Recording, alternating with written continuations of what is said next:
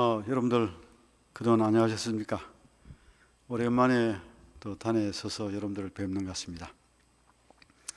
오늘 저녁은 설교라기보다는 후반기 세미나입니다. 그래서 제가 준비한 그 연구 논문, 지난 2달 동안 쓴 논문을 좀 간략하게 여러분들에게 좀 소개해 드리려고 생각합니다. 포스트 코로나 시대의 재림교회 공공성 조직의 불변성과 가변성이라고 하는 그런 제목으로 말씀을 드리겠습니다. 코로나 시기를 거치면서 사실 재림교회의 선교 상황이 많이 달라졌습니다. 그리고 미디어를 통해서 재림교회 선교가 진일보하는 그런 모습을 보이면서 우리에게 또 한편 이 디지털 선교의 문제점들이 조금씩 드러나는 듯해서 이러한 것들을 좀 종합해서 재림교회라고 하는 이 공동체의 신앙의 정체성이 무엇이며, 그리고 재림교회 성도들을 바치고 있는 기둥이 사실 무엇인가를 중심으로 오늘 말씀을 좀 드리려고 생각합니다. 여러분들은 주변에서 여러분들이 안식일 교인이죠? 라고 이렇게 물으시면은 여러분들은 아마 제가 제7일 안식일 예수 재림 교인입니다 라고 이렇게 대답을 하실 것입니다. 그런데 내가 재림 교인이라고 하는 사실을 무엇으로 뒷받침하고 계신지요? 단순히 안식일을 지키고, 그리고 성경 말씀을 안식일날 강론받고, 그리고 이 교회에 속해 있기 때문에 우리는 안식일 교인이다, 이렇게 일반적으로 생각할 수가 있습니다. 그런데 사실은 안식일 교인이라고 하는 이 정체성은 세 가지가 분명하게 나에게 이해되고, 내가 그것을 고백하고, 그리고 그것을 말할 수 있을 때만 가능한 것입니다.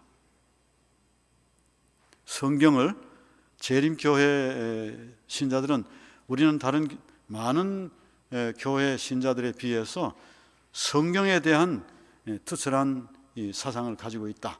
소위 말하는, 흔히들 말하는 솔라 스크립투라, 오직 성경으로, 혹은 토타 스크립투라, 모든 성경 66권 늘 우리가 하나님의 경전으로 받아들인다. 그러면 됐지 또 뭐가 필요하냐, 이렇게 아마 생각하실 수가 있습니다. 그런데 사실은 여러분들은 알게 모르게 재림교회 조직의 틀 속에 있습니다. 재림교회 조직의 틀 속에 있다고 하는 사실을 매주 경험하고, 그리고 매 이 신앙 상황 속에서 여러분들이 경험하고 있지만은, 내가 이 법적 질서를 지키고 있는지 지키고 있지 않는지에 대해서 반추해 볼 수 있는 그런 시간적 여유가 없으리라고 생각이 듭니다. 그래서 두 번째는 재림교회 조직이 어떻게 움직여지고 있는가라고 하는 것을 여러분들에게 말씀을 드리려고 하는 것입니다. 그 다음에 세 번째는 세계 재림교회가 가지고 있는 선교의 목표가 있다는 것입니다. 선교의 목표를 어디서 어떤 진술을 통해서 우리에게 주어져서 내가 그것을 고백하고 정말 나는 제7일 안식일 예수 재림 교인이다 라고 이렇게 얘기할 수가 있는가라고 하는 것입니다. 오늘 저는 특별히 제가 이렇게 재림교회 행정을 전공한 것은 아닙니다. 저희 전공은 목회 신학입니다. 목회학이 아니고 목회 부분에 신학을 집중적으로 연구를 했기 때문에 많은 부분을 신학적 틀 속에서 제시하고 있습니다. 그런데 오늘 제가 여러분들에게 좀 함께 말씀을 드리고 싶은 것은 무엇인가 하면, 우리가 가지고 있는 이 신학의 틀이 조직을 만들고, 조직이 우리의 공동체에서 눈에 보이는 이 가견교회, 그러니까 유형교회에 속해 있다고 하는 사실을 우리가 날마다 인식할 때야만이 내가 어디 나아가서 나는 제7일 안식일 예수 재림 교인이다 라고 말할 수가 있다고 하는 것입니다. 그 가운데서 가장 중요한 것은 제7일 안식일 예수 재림 교회가 가지고 있는 공공성입니다. 퍼블릭 니스라고 하는 것입니다. 재림교회는 모든 것이 공적인 집단 속에서 사적인 어떤 개인의 여지가 들어가기가 어려운 그런 총괄적인 이 공동체를 형성하고 있습니다. 다시 말씀드리자면 여러분이 성경 66권을 읽으시고 난 다음에 나는 제7일 안식일 예수 재림교인이다 라고 얘기할 때 28교리를 여러분이 처음부터 끝까지 성경부터 시작해서 제1이 성경입니다. 그 다음에 새하늘로 새 땅입니다. 그 사이에 안식일도 있고 교회도 있고 그 다음에 남은 교회도 있고 유니티도 있고 그리스도 안의 성장도 있고 재림도 있고 영원 불멸설도 있고 심판도 있습니다. 이런 28개의 교리를 하나하나 해서 내가 이것을 다 수용한다 라고 고백할 때 여러분은 공적으로 제7일 안식일 예수 재림 교인이 될 수가 있는 것입니다. 두 번째, 제7일 안식일 예수 재림 교회 조직의 틀을 내가 인정하고 그다음 거기에 순응해서 내가 헌금을 드리고 교회 질서를 쫓아서 대표자가 되어서 이 교회를 운영하는 일에 내가 참여하고 있다. 그래서 재림교회는 사실은 집단 지도 체제입니다.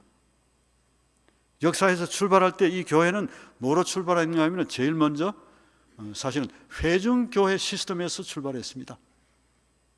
그러므로 회중교회의 체제를 받아서 우리는 모든 교인들이 재림교회 행정에 동참합니다.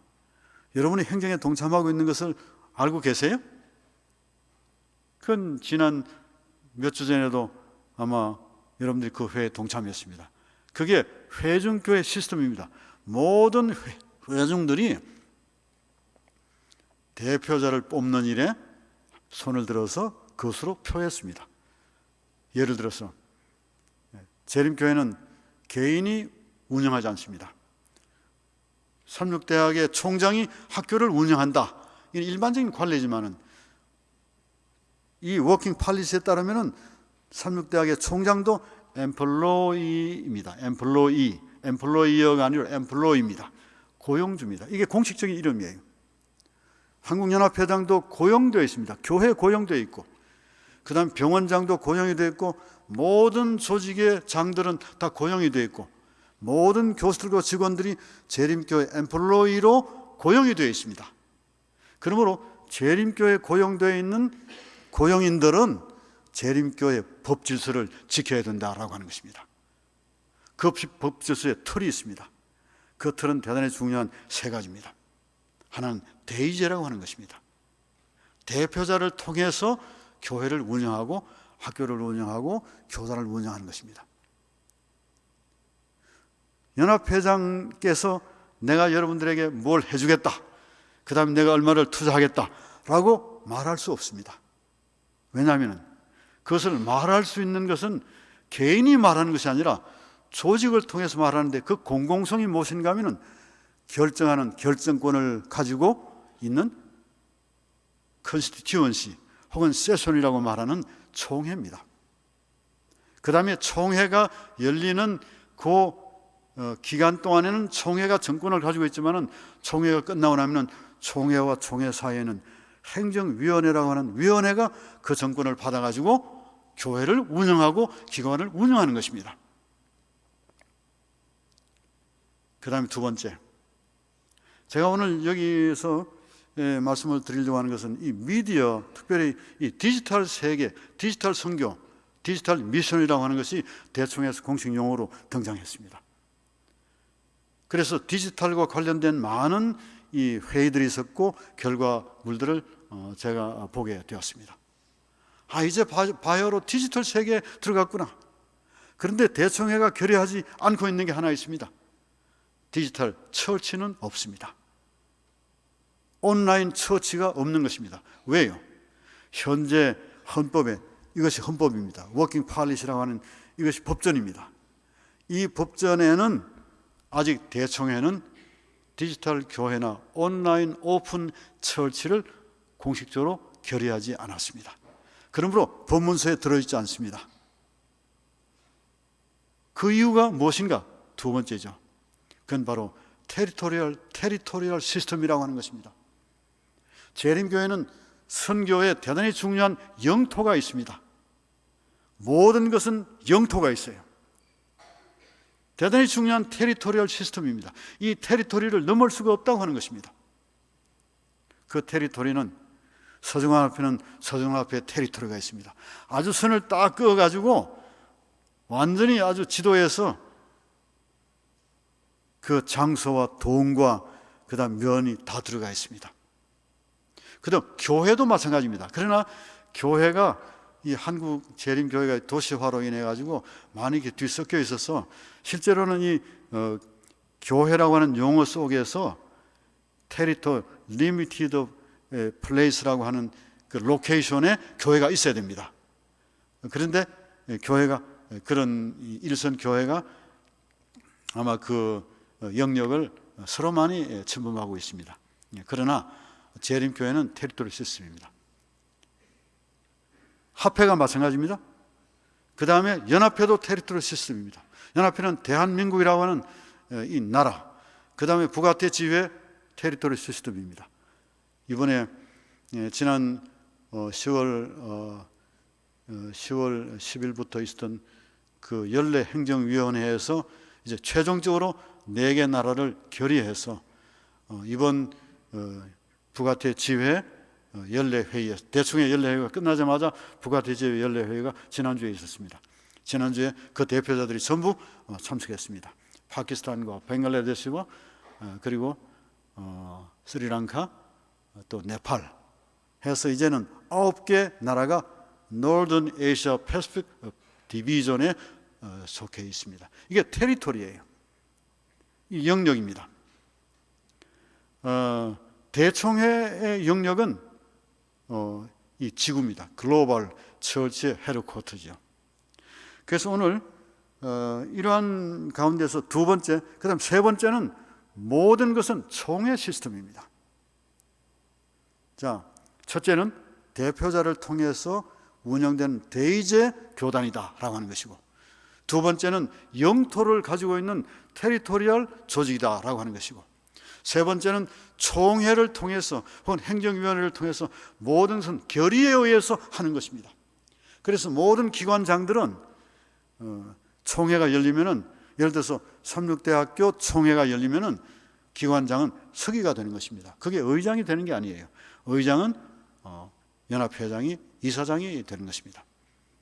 그 다음에 서정원합회의 총회가 열리면은 의장은 한국연합회장이 되는 것입니다. 연합회에서 총회를 운영하는 것이죠. 합회 총회를. 그다음 연합회 총회는 지회장이 의장이 되어서 운영하는 것입니다. 왜냐하면 이것이 링크로 아주 단단하게 결속이 되어 있습니다. 그래서 이 법전에는 뭐라고 되어 있는가 하면 제7일 안식일 예수재림 교회는 스스로 발생하지 않는다라고 하는 것입니다. 스스로 발생하지 않는다라고 하는 것이 법으로 법제화되어 있습니다. 발생시켜야 하는 것입니다. 다시 말씀드리자면 교회가 조직되는 것은 무슨 한 30명이 되고 그다음에 장로가 있고 하면은 교회를 조직할 수 있다. 회당을 조직할 때 10명의 장로가 있으면은 회당을 조직할 수 있습니다. 근데 그거와 달라요. 재림교회는 재림교회를 조직에 대한 책임은 합회에 있지 않고 연합회에도 있지 않고 지회에 있습니다. 대총회에 있습니다. 영토를 불안하는 것도 대총회에 있어서 대총회는 지회를 통해서 일한다고 법문화되어 있기 때문에 지회는 대총회 분원입니다. 그래서 지회는 총회를 하지 않습니다. 대총회 권한을 받아서 행정위원회만 하는 것이죠.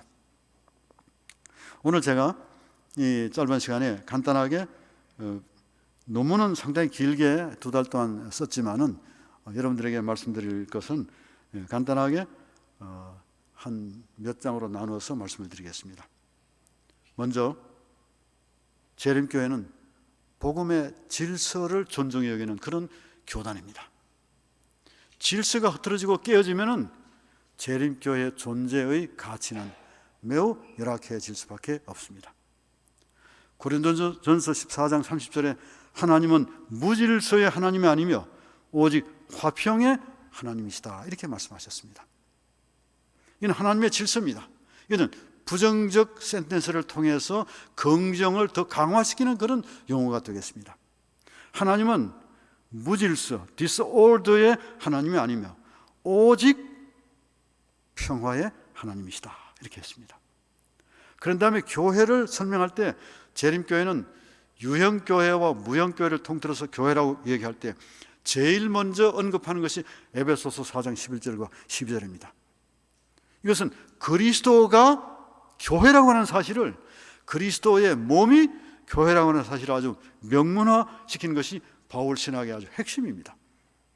그래서 사실은 성경은 전체 66권이 교회론입니다. 에클레시올로지입니다.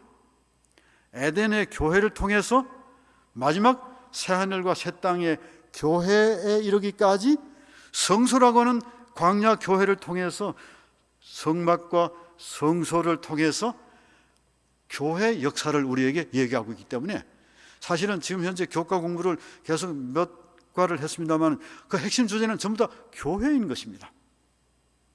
고로 이 그리스도의 몸을 교회로 생각하고 그 다음에 그리스도 자신이 교회의 머리라고 얘기하고 있습니다.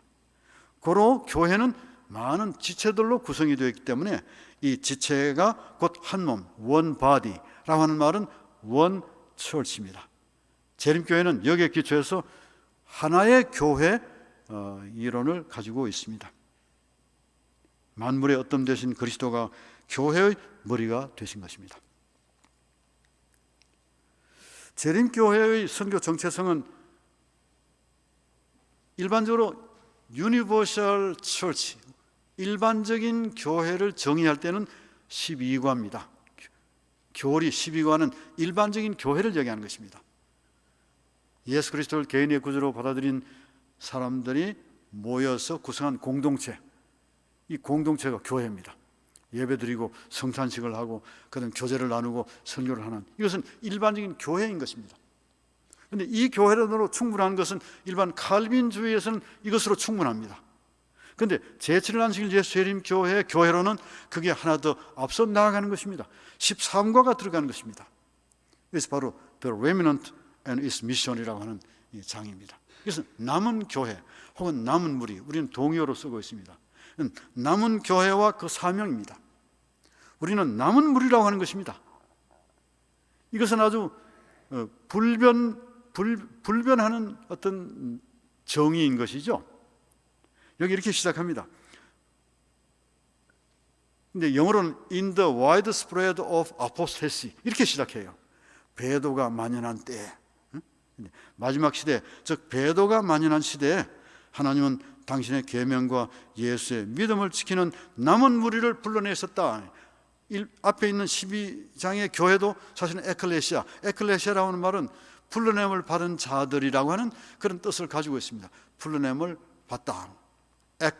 칼레오, 두 단어의 합성어죠. 그런데 여기 하나 더 부과한 것이 무엇인가 하면 이 마지막 때에 하나님께서 교회를 세우실 것인데 그 교회는 특별한 사명을 가지고 있다.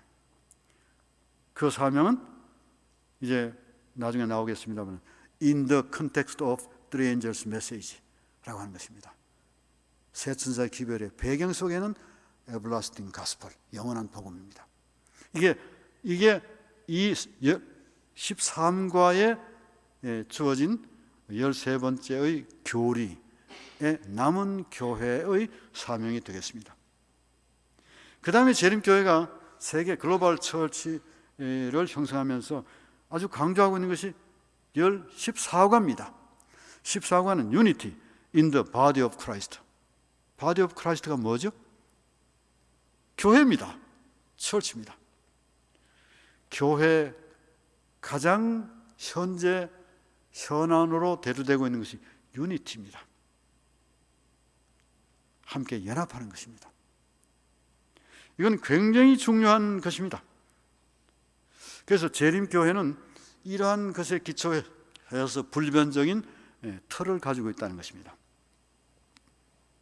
대총회입니다.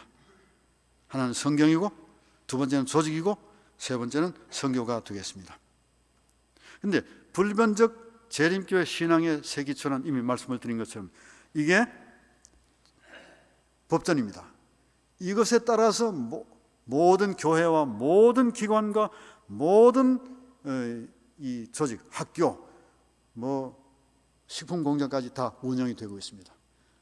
이게 법전입니다. 이게 WP라고 워킹 팔릿입니다. 대총회 행정 규정입니다. 그런데 이 행정 규정도 어디에 근거해서 만들었는가? 그건 성경이죠. 그리고 28교리에 기초해서 만든 것입니다. 그 다음 두 번째는 여기에 기초해서 만들어진 것이 교회 요람입니다. 그래서 모든 목회자들은 제일 먼저 교회 요람을 읽습니다. 장로가 되면 제일 먼저 읽어야 될 책이 이 교회 요람입니다. 그래서 두 번째는 교회 요람입니다. 그런데 이 교회 요람과 이 워킹 팔릿 법전은 너무나 중요하기 때문에 일반적인 회의에서 수정하거나 개정할 수가 없습니다.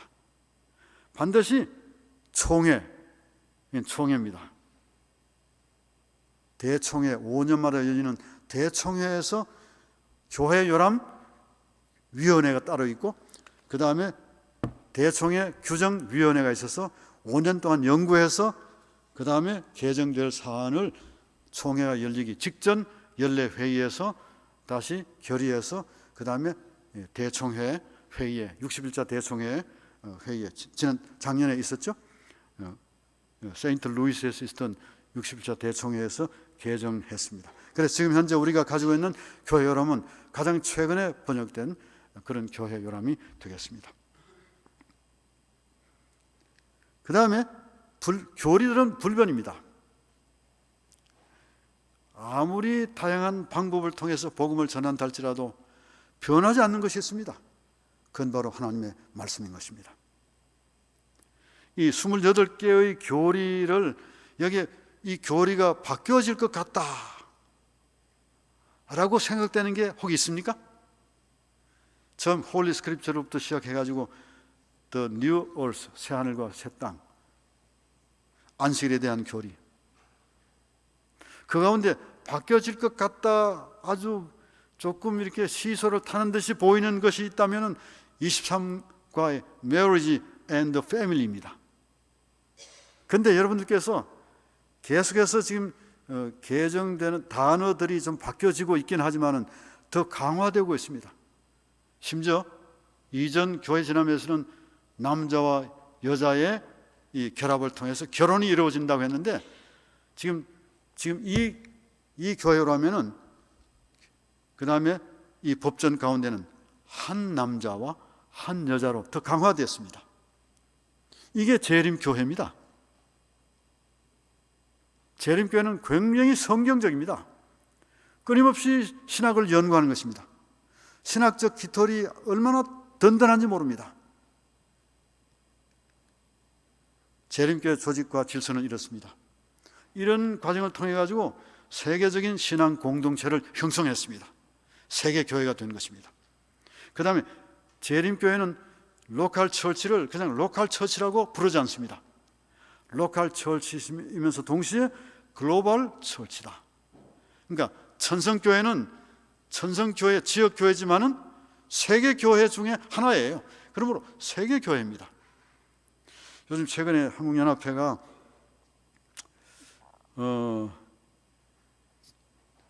조금 더 이 교회 질서를 이 교회 지도자들이 좀 눈여겨봐야 될 것이 있다고 생각이 들어요. 세계 선교와 해외 선교를 잘 구분하고 있지 못하다 하는 생각이 들어요. 오버시스 미션과 그 다음에 글로벌 미션은 다른 것입니다. 지금 현재 저희들은 세계 선교를 어디서 하고 있습니까? 바로 삼육대학 교회에서 하고 있습니다. 각 교회는 각자가 각 교회를 통해서 세계 선교를 하고 있습니다. 개교회를 충실하게 관리하고 지도하고 그 다음에 교회를 부흥시키는 것은 세계 선교에 대단히 중요한 기본이 될 것입니다. 그런데 우리는 이것을 해외 선교 쪽으로 눈을 너무 많이 돌리므로 사실은 한국 재림교회가 매우 피폐해지는 듯한 모습을 보이는 것은 모두가 걱정해야 될 사안이다, 이렇게 생각이 드는 것입니다. 재림교회는 지역교회가 있습니다. 로컬 처치입니다. 지역교회는 지역교회가 여기 있는 우리 삼육대학 교회는 사실은 이 담임 목사를 이 학교가 보직으로 임명을 하고 있습니다. 그런데 세계 교회는 앤드루스 교회나 아야스 교회나 혹은 뭐 미국에 있는 어떤 교회도 교회 담임 목사를 이 교수를 담임 목사를 시키는 예는 없습니다. 왜요? 이 교회는 삼육대학에 속해 있지 않습니다. 이 교회는 제7일 안식일 예수님교 서정원합회에 속해 있습니다. 그러므로 서정원합회에서 목회자를 파견하고 서정원합회에 헌금을 다 보내고 서정원합회의 지도를 따르는 것입니다. 이 교회를 지도하는 이 지도 주체가 학교의 총장이거나 혹은 처장이 아닙니다. 담임 목사가 사실은 여기 요라면은 원래 영문 요라면은 담임 목사라고 하는 시니어 패스터라고 하는 용어가 없습니다. 그냥 더 패스터입니다. 왜요? 목회자는 모든 교회 목사는 합회에 속해 있습니다. 합회가 채용을 하고 합회가 시험을 치고 채용 시험을 치고 그 다음 합회가 인턴십을 시키고 그 다음 합회가 월급을 주고 합회가 징계를 하고 딱 하나 합회가 하지 못하는 게 있습니다. 그건 합회가 목회자 안수를 주지 않는 것입니다. 다만 합회는 안수 추천권만 가지고 있습니다. 왜요? 제7일 안식일 예수님교회는 세계 교회이기 때문에 그렇습니다. 그러므로 안수받은 목사는 지역교회를 위해서 안수를 받지 않습니다. 그 다음에 서정원합회에서 안수를 받은 목회자가 서정원합회를 위해서 안수를 받지 않습니다. 그게 뭐라고 되어 있냐면 안수는 세계교회를 위해서 받는다고 그랬습니다.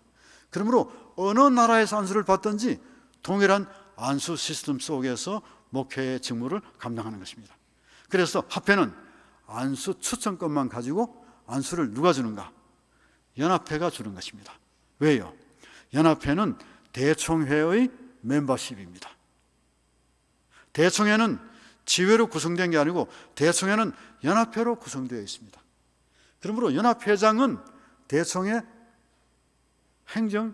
직권행정위원입니다. 모든 회의 연합회장은 직권으로 들어가는 것입니다. 왜요? 대총회는 연합회로 구성이 되기 때문에 그렇습니다. 그러므로 연합회와 합회는 전혀 다른 것입니다. 그래서 합회와 지역교회 앞에는 형용사를 붙입니다.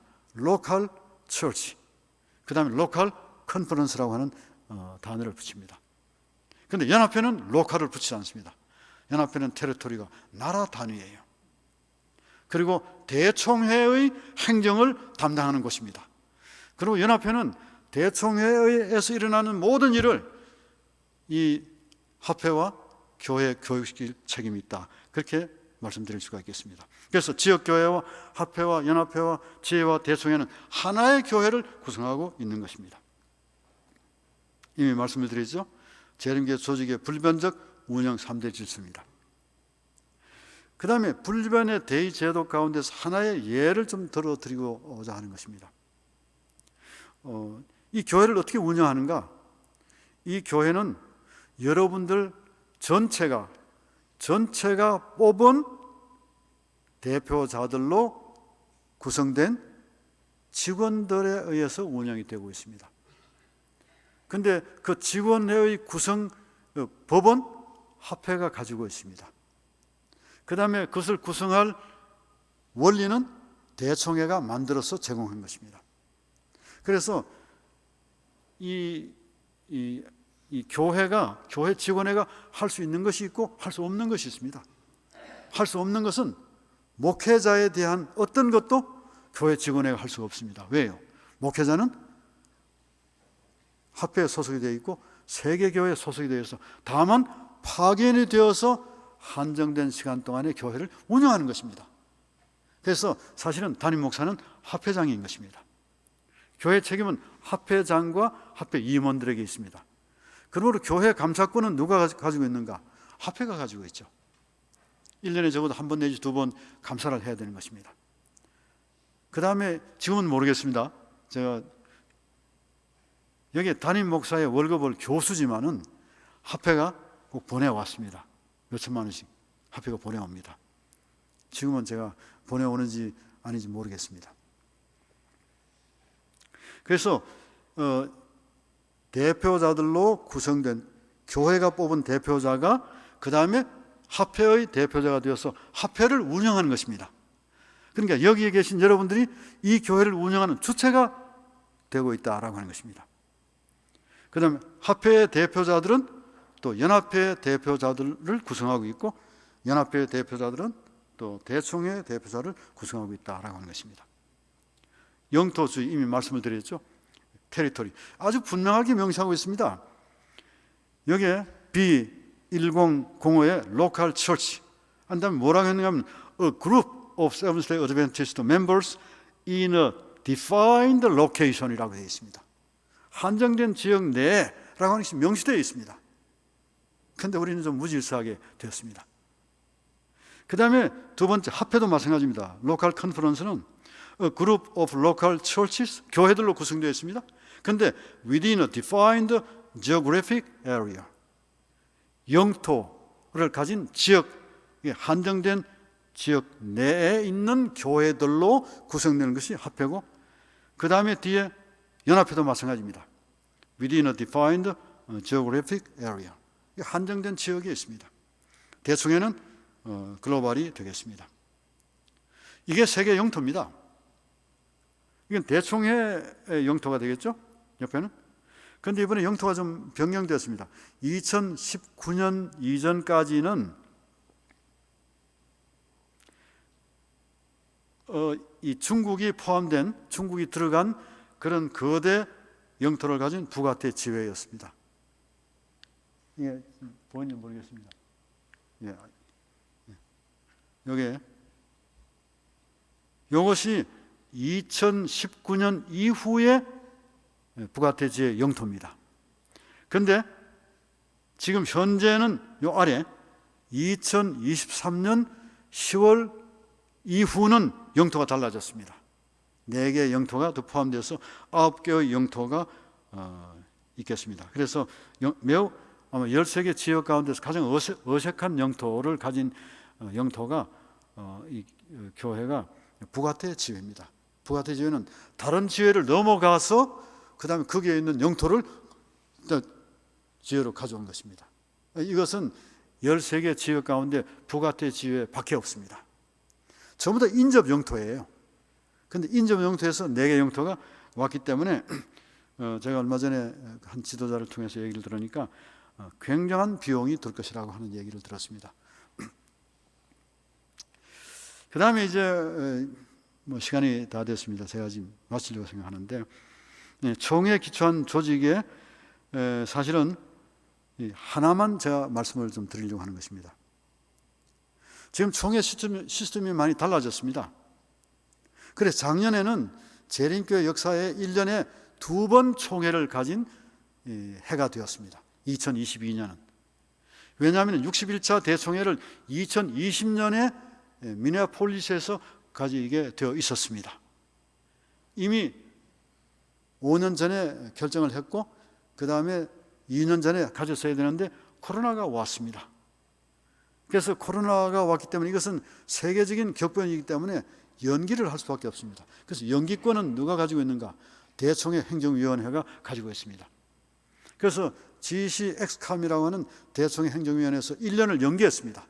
1년 연기하면 2021년에 61차 대총회를 열 수 있겠다 했는데 더 심해졌습니다. 그래서 다시 2년을 연기했습니다. 그런데 이 법문서 가운데 보면 어떻게 되어 있는가 하면은 2년 이상을 초과할 수가 없게 되어 있습니다. 이게 이 헌법입니다.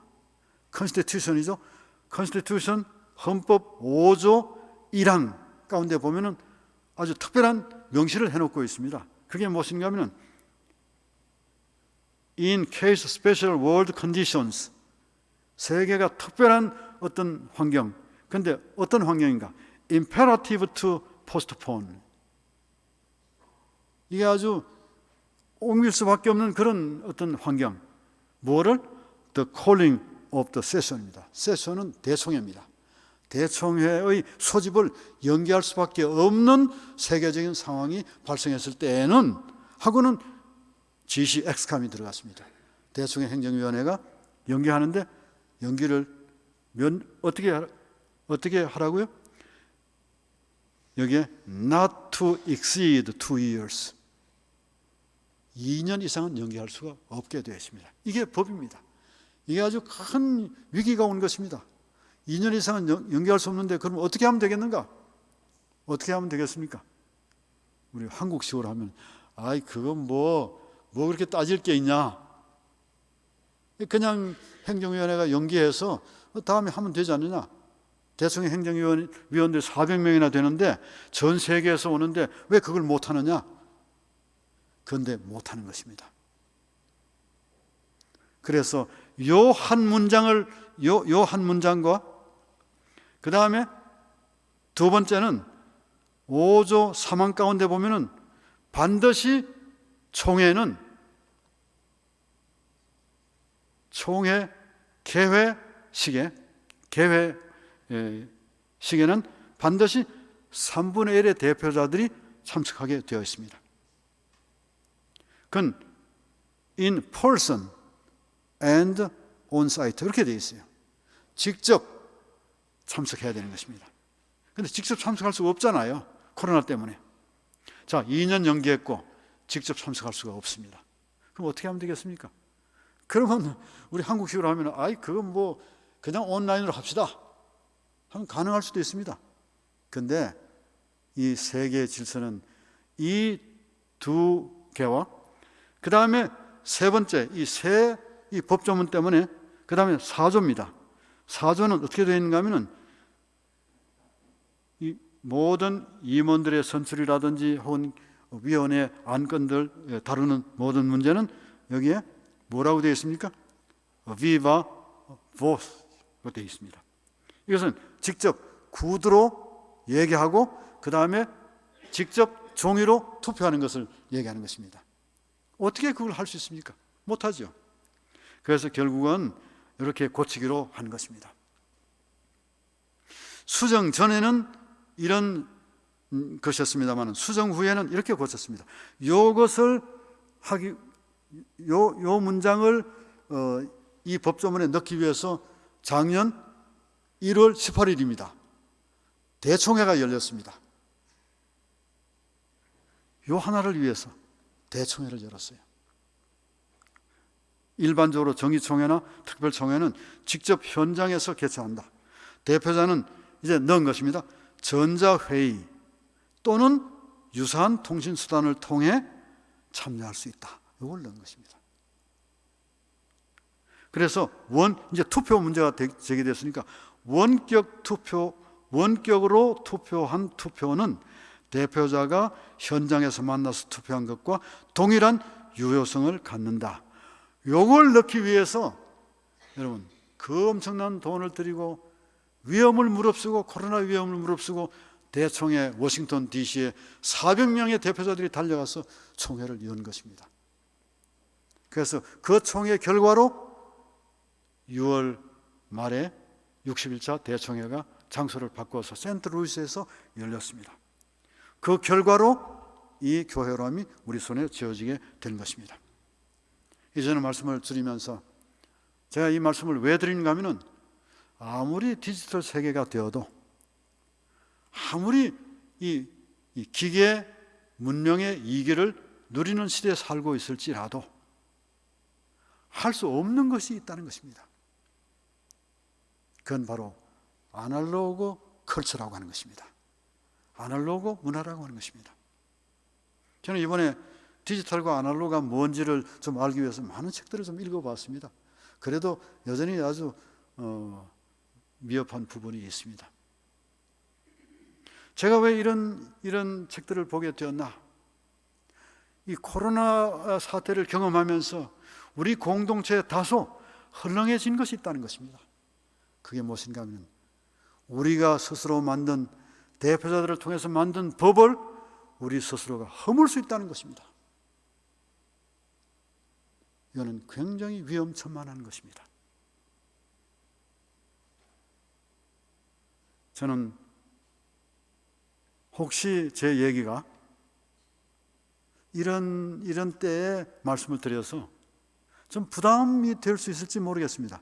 저는 오늘 디지털 컬처에 대한 얘기를 하면서 말씀을 드리는 것입니다. 제가 최근에 우리 서정합회가 만든 이 온라인 오픈 교회에 대해서 합회장과도 제가 통화를 했고, 직접 일산에 그 교회도 좀 가보았고, 또 담당자와 함께 해서 그 문서를 좀 보내라고 제가 얘기를 했습니다. 우리는 이미 온라인 교회를 시작했습니다. 비록 예배소의 형태지만은 그건 사실 불법입니다. 그러나 왜 그런가? 지도자들이 그냥 자기의 권한인 줄 알고 용인할 수가 있다는 것입니다. 그건 안 되는 것입니다. 여기에 제가 오늘 말씀을 드리는 것은, 성경은 지극히 아날로그입니다.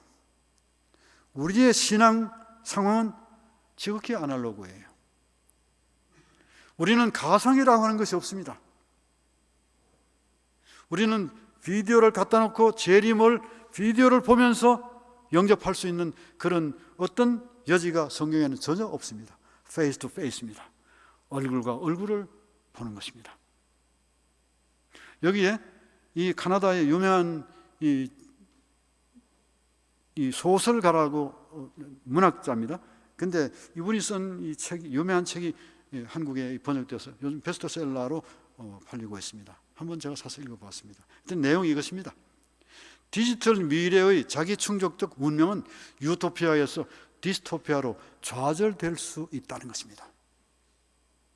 너무 기계 물질 문명을 좋아하지 마시라는 얘기예요. 두 번째, 정서, 인간관계, 현실의 공동체, 인간의 우정과 사랑의 영역은 디지털이 해결할 수가 없다고 하는 것입니다. 세 번째, 미래가 아날로그인 이유, 인간은 아날로그이기 때문에 인간은 아날로그다. 이게 결론이에요.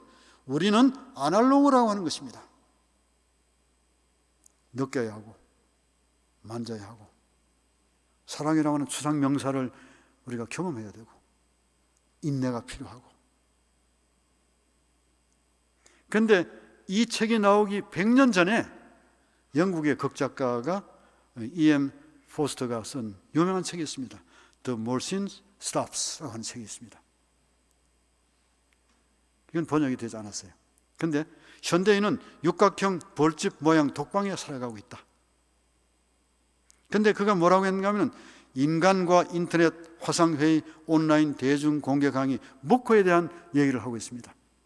등 현대 기술의 편리성과 함께 거기에는 인간의 교류와 소통에 부정적인 문제도 발생할 수 있다고 하는 것입니다. 그걸 예측한 것입니다. 아니나 다를까 유명한 책이 하나 있습니다. 아날로그 처치입니다. 교회는 아날로그라고 하는 것입니다. 이게 이 책을 쓴 저자는 김재영이라고 하는 한국 사람입니다. 이게 아주 유명한 책으로 미국에서 지금 각광받고 있습니다. 여기 이렇게 말했습니다. 도대체 이 디지털 이 세계가 이 디사이플십, 제자도라든지 공동체라든지 성경에 도대체 어떻게 무슨 영향을 끼치고 있는지 알고 있느냐라고 이렇게 묻고 있어요. 무슨 영향을 끼치고 있는가? 이렇게 말했습니다. 코로나19로 드러난 사실은 몸과 마음은 단순히 뒤얽혀 있을 뿐만 아니라 하나라는 점입니다. 이건 재림교회 사상이에요. 이분은 재림교회는 아닙니다. 근데 몸과 마음은 우리는 하나입니다. 근데 몸 따로 마음 따로 해서 디지털을 갖다 놓고 디지털 문화 속에 빠져서 한쪽으로 정서는 즐기면서 내 육체는 쾌락 혹은 내 갈 길을 가겠다. 그건 사도 바울이 얘기하는 에피큐리안 사상입니다. 그건 쾌락주의자들 사상이에요. 이 헬라에서 온 사상이에요. 영혼을 살리려면 실제 물리적인 손길이 필요해요. 몸을 살리려면 음식이 필요한 것처럼, 그래서 이럴 때일수록 자연을 더 많이 필요로 하고 있습니다. 이렇게 말했습니다. 교회의 핵심은 아날로그적이 아닐까라고 하는 것입니다. 이제 제가 말씀을 마치면서, 우리의 기별은 아날로그입니다. 창조는 아날로그예요.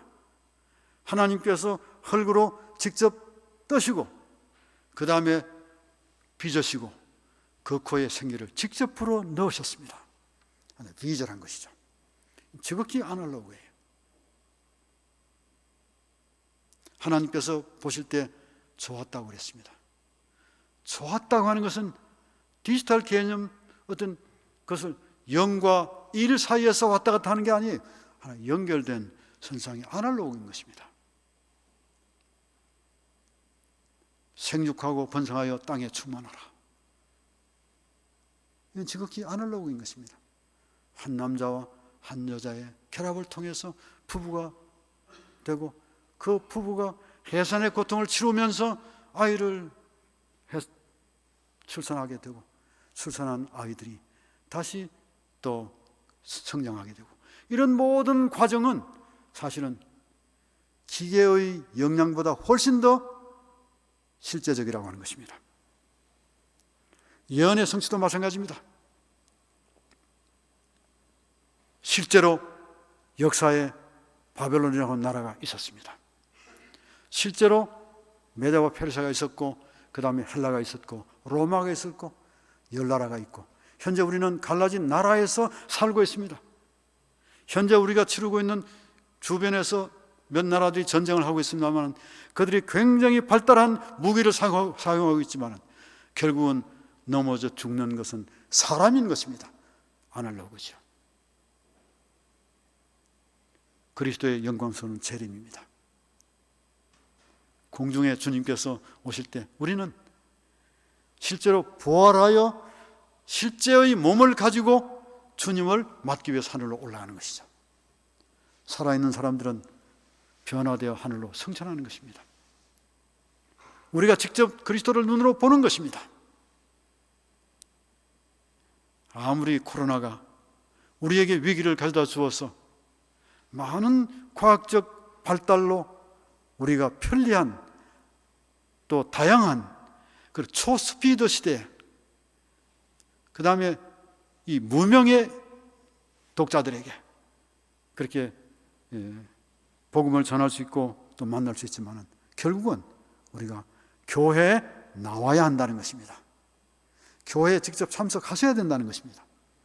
성찬식을 위해서 발에 물을 담궈야 된다는 것입니다. 떡을 우리가 먹어야 하는 것이죠. 하나님께서 우리에게 축복해 주셔서 우리가 이제는 모두가 다 디지털 세계에서도 여전히 아날로그 기별 속에 살고 있기 때문에 우리는 아날로그다 라고 하는 사실을 잊지 않으시면 재림교회 법질서는 잘 유지될 수 있을 것이다 이렇게 생각이 들어서 오늘 말씀을 드리고 이것으로 마치고자 합니다. 감사합니다.